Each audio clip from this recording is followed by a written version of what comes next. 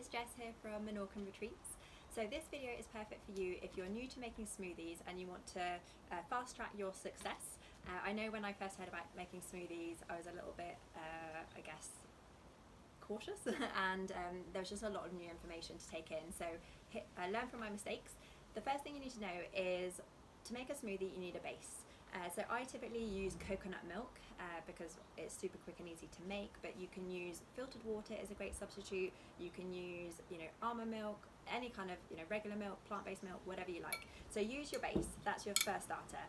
You need obviously a blender. You can use, NutriBullets, Vitamix, whatever you've got, but if you can get one that's a bit higher quality than so I guess above the £50 mark, just it will save you a whole load of time. I know you can get really cheap blenders, but it will make the making process, you won't get that smooth consistency, so it really is worth kind of investing in a good machine because it will be smoother, quicker to wash up and everything.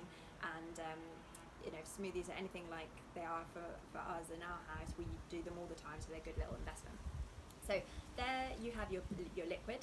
If you want to make it thicker, then you add less liquid. If you want to make it thinner consistency, you simply add more liquid. So don't be afraid of adding more, adding less. Just depending on your desired consistency, you can just dose this up or down. So say in some of my recipes, it might say 200-300 milliliters.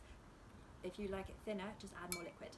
Second up, I really recommend a good quality protein powder. Protein is going to slow down the speed that the food travels into your bloodstream, so it will make you fuller for longer and not cause such a, it will dampen the sugar rush in your body, so you're going to have a slower, more consistent energy compared to if you don't have protein in there. So this is a plant-based protein. There are so many great brands, and maybe I'll link them in the video below.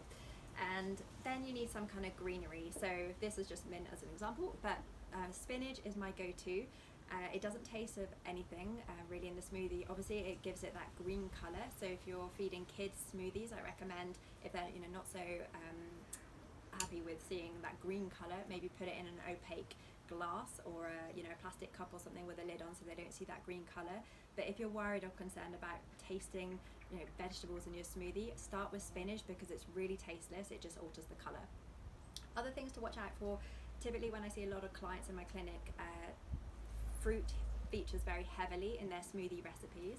So I would steer a lot more down the vegetable avenue because it's going to keep your energy levels much more consistent.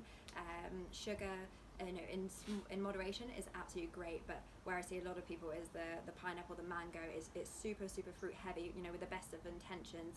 But I would say have 1-2 portions of fruit versus the other way around, and keep it as vegetable heavy as you can. Let me see if there's anything else I missed off. Oh yeah, if you want to, when you first start making smoothies, initially maybe add a little bit more fruit just so that you can get a little bit used to it, but your taste buds will adapt. So I'd recommend, your first few smoothies, make it really delicious, because if you have a bad experience and it's too vegetable or cruciferousy, tasting, it will put you off, and it will just put you off the whole experience, to be honest. So don't worry if the initial few are a little bit more sugar content heavy. You can whittle it down in time, but I'd say just really enjoy the smoothie process and don't make it too vegetable. I know the first few I made, I almost had to hold my nose because it was just too strong.